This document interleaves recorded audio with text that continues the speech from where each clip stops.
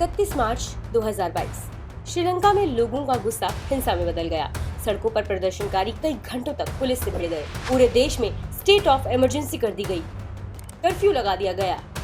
FB, Insta जैसे social media platforms को बंद कर दिया गया। महंगाई चरम पर है। लोग खाने पीने और बिजली जैसी बेसिक जरूरतों को पूरा करने के लिए जूझ रहे हैं।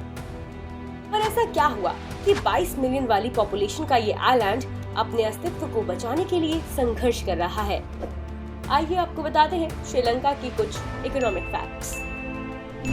साल 2019 में एशियन डेवलपमेंट बैंक ने कहा कि श्रीलंका एक क्लासिक ट्विन डेफिसिट इकोनॉमी है।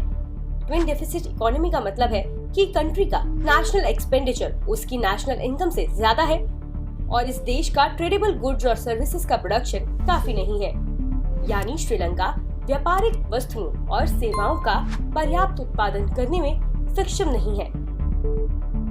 वहीं पिछले 2 सालों में देश का फॉरेन रिजर्व 70% गिर गया। फॉरेक्स रिजर्व्स बताते हैं कि कोई देश कितना इंपोर्ट कर सकता है और मार्च 2022 में ये $1.93 बिलियन रह गया, जो पूरे देश के लिए ज्यादा समय तक गुड्स इंपोर्ट नहीं कर सकता। श्रीलंका एक ऐसी कंट्री है जो अपनी बेसिक नीड्स के लिए इंपोर्ट्स पर निर्भर है, जैसे दाल, चावल, चीनी या खाने पीने की जरूरतों का सामान देश इंपोर्ट करता है। क्राइसिस के चलते सामानों की कीमत में भारी बढ़ोतरी हुई है। अप्रैल की शुरुआत में व्हीट 220 रुपए किलो और राइस 190 रुपए किलो तक बिका। 1 किलो मिल्क पाउडर 1900 रुपए का मिल रहा है। LPG, फ्यूल, प्रिंटिंग इंडस्ट्री पर भी महंगाई का भारी असर देखने को मिला। यहाँ तक कि बिजली की कम खपत हो, इसलिए 24 घंटे में से महज 4 घंटे ही लोगों को इलेक्ट्रिसिटी प्रोवाइड की जा रही है। साथ ही सरकार ने स्ट्रीट लाइट को भी बंद करने के आदेश दिए थे। अब सवाल ये कि आखिर ऐसा क्या हुआ कि मोस्ट पॉपुलर टूरिस्ट प्लेस में से एक ये देश इस कगार पर आ गया? दरअसल कुछ गलत फैसलों और घटनाओं ने देश को इस मुकाम पर पहुंचा दिया। बात करें घटनाओं की तो टूरिज्म सेक्टर, जो देश का सबसे बड़ा रेवेन्यू का सोर्स था, 2019 में देश में चर्चेस और लग्जरी होटल्स में बॉम्ब ब्लास्ट हुए, जिन्हें ईस्टर बॉम्बिंग कहा जाता है। इन हमलों में 250 से ज्यादा लोग मारे गए, जिनमें कुछ टूरिस्ट भी शामिल थे। इस घटना की जिम्मेदारी एक लोकल इस्लामिक टेररिस्ट ग्रुप ने ली थी, जिसके बाद पूरे देश में धार्मिक संघर्ष का जन्म हुआ और कम्युनल राइट्स के चलते देश में स्टेट ऑफ इमरजेंसी लगा दी गई थी और इस एक दिन ने देश के टूरिज्म सेक्टर की नींव हिला दी। अब बताते हैं आपको उन फैसलों के बारे में जो श्रीलंका की इस हालत के जिम्मेदार हैं। साल 2019 में राजपक्ष गवर्नमेंट ने एक बड़ा फैसला लिया और वैट यानी वैल्यू एडेड टैक्स को 15% से घटाकर आधा कर दिया। वहीं कॉर्पोरेट टैक्स, डायरेक्ट टैक्स और इनडायरेक्ट टैक्स जैसी सभी कैटेगरीज में भारी छूट दी गई। कारण था लोगों की कंजम्पशन को बढ़ाना, ताकि गवर्नमेंट का रेवेन्यू ज्यादा जनरेट हो। लेकिन 2020 आते आते कोरोना महामारी ने इस प्लान पर पानी फेर दिया। ना गुड्स का कंजम्पशन हुआ और ना ही गवर्नमेंट को रेवेन्यू मिला। लिहाजा सरकार का खर्च और कर्ज दोनों बढ़ गए और ये सिचुएशन बाद में बद से बदतर बन गई जब 2021 में यूरिया एक्सपोर्ट पर बैन लगाते हुए विदेशी मुद्रा भंडार यानी फॉरेक्स रिजर्व्स को बचाने के लिए राष्ट्रपति गोतबाया राजपक्षा ने ऑर्गेनिक फार्मिंग पर जोर दिया।